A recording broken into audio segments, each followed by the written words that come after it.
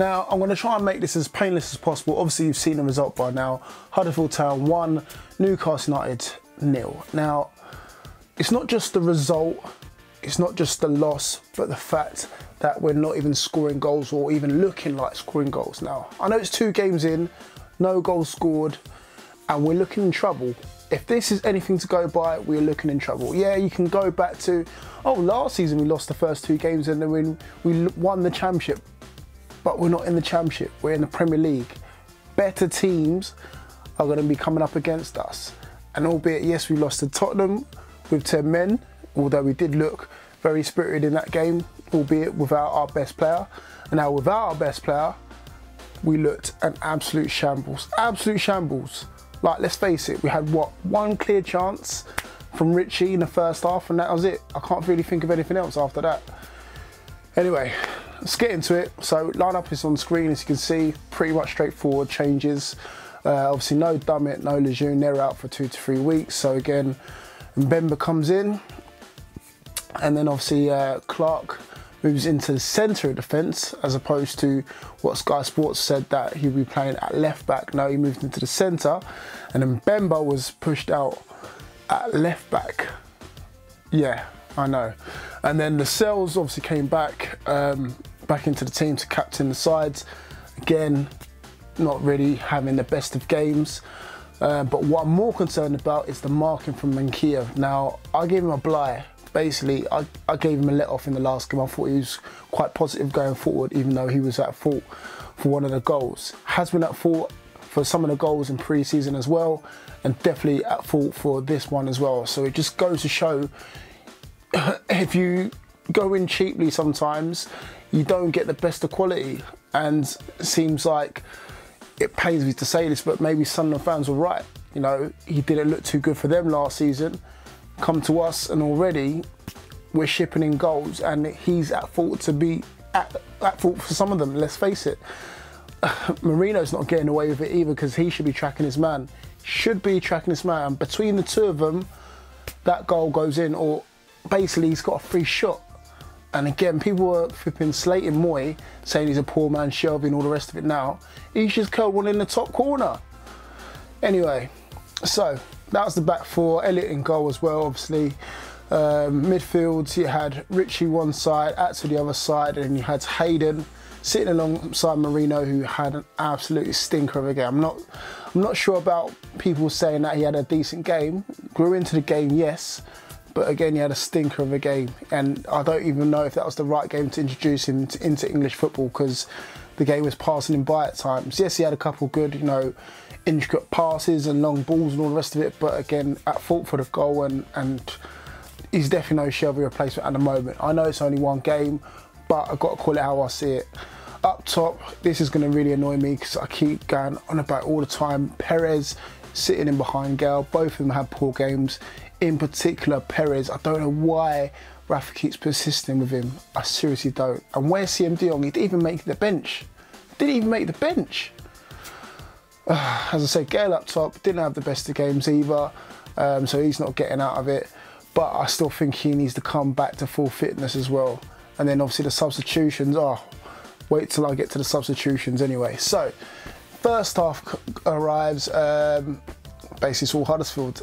They are throwing crosses into the box. We can't deal with it. We're looking haphazard, you know, looking like Newcastle of old before Rafa Benitez sorted us out and been all organised and stuff. But we couldn't deal with none of them. Yes, we had 1 chance, the Richie chance, that was well saved by their keeper. But apart from that, you know, Ince was causing mayhem, Kachung was causing mayhem, Van der Par was causing mayhem, Mounier was giving Lascelles a hell of a lot of bother.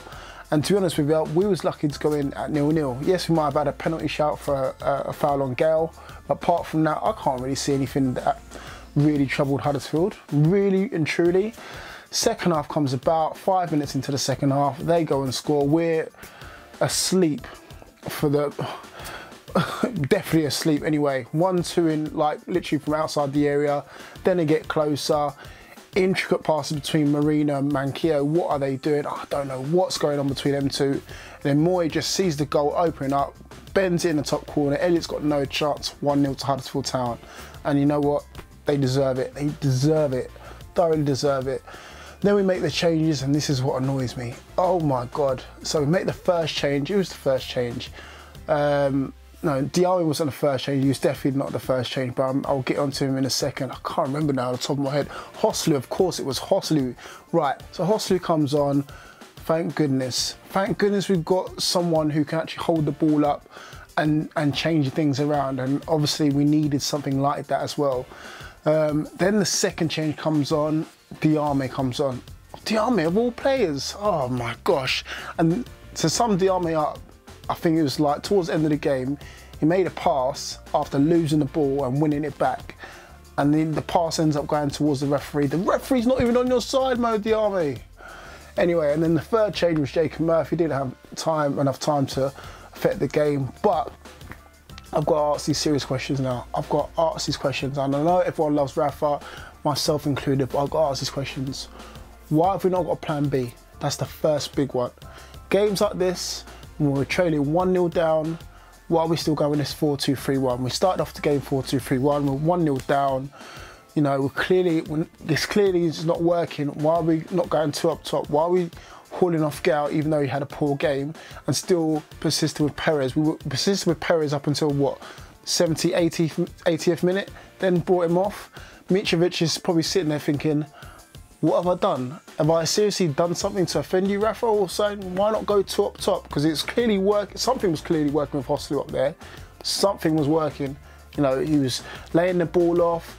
He was looking busy. He was causing some sort of havoc in the penalty area, but he needed someone around him. And Perez is not working. I don't know why he keeps persisting with Perez. It's not working for him. I seriously can't see it. Yes, he might have one game every, what, one good game every 5 or 6 games, but we need it right now. And what's wrong with CM De Jong? CM De Jong looked decent pre-season, and this is coming from me. Anyway, that's the first question. Second question. Some of these transfers, well, not even some of these transfers, Manquillo in particular, got to call it out, I see it. We've got rid of Anita, who's looking very good for Leeds United, I must say. And then we've got a Manquillo now, and now he just can't track his man, or he's not doing the basics of a defender. Yes, he might look decent going forward, putting a couple of balls in, that's great. But we've got wingers to do that. I want you to defend first as a defender, and then if you can add anything extra, so be it. I mean, I can't wait till Yedlin gets back, and I know even Yedlin's not the best of defenders, but at least he's got the pace to get back or get back into position. Too many times Manquillo's been caught out already, and it's costing us goals and it's costing us points. And then the third one, again, this goes for Rafa and Mike Ashley, we need to spend some serious dough. I know Mike Ashley come out with saying that we can't compete with the likes of Man City. I just want to compete with the likes of Huddersfield Town. Seriously, I kid you not. Because what, 45 million they spent? Looks like money well spent. 6 points out of 2 games. They're above us. We're just above the relegation zone. And that's only because we conceded less than Brighton at the moment. At the moment, even though they've just gone and broke their transfer record again for a Colombian winger. Spent £13.5 million. And we're struggling to spend that on Jacob Murphy. But yeah, hold on, we'll get 2 more loan turnings next week. Seriously, we need to get something sorted seriously, because again, we've got 10 more days, 2 more games next week, 1 in a cup game, which we could be out, because again, our old mate Daryl Murphy, he's not going to do us any favours, playing up against him. And then we've got West Ham on the weekend. We could, mate, seriously. And people say, oh, don't worry, you know, it's 2 games in. Listen, that's 6 points or less to getting towards that 40-point mark. You know, we're at the relegation zone right now. Please, call of the season now. I'll take this right now. I swear down, I'll take this right now. Because watching that was an absolute eyesore. Absolute eyesore. Something needs to be changed around as well. New formation, new players, and a new mentality as well. Because again, we can't have this. I knew this would happen as well. You know, we've gone, what, 1 game without John Joe Shelby, and we didn't look like we had any clue whatsoever. Nobody looked like they wanted to take hold of the ball and say, you know what, I'm going to be the guy to get us back in this game. And all credit to John Joe Shelby, sometimes he can do that, but no one else can. We really can't see it at the moment. Anyway, got that out of my chest.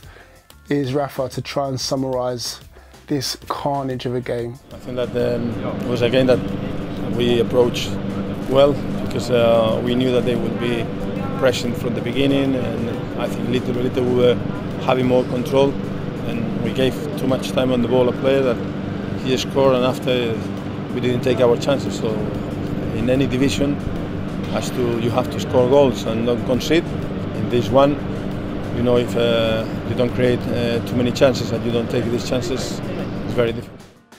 Thank you very much, Rafa. So that's it. Don't know what else to tell you, man.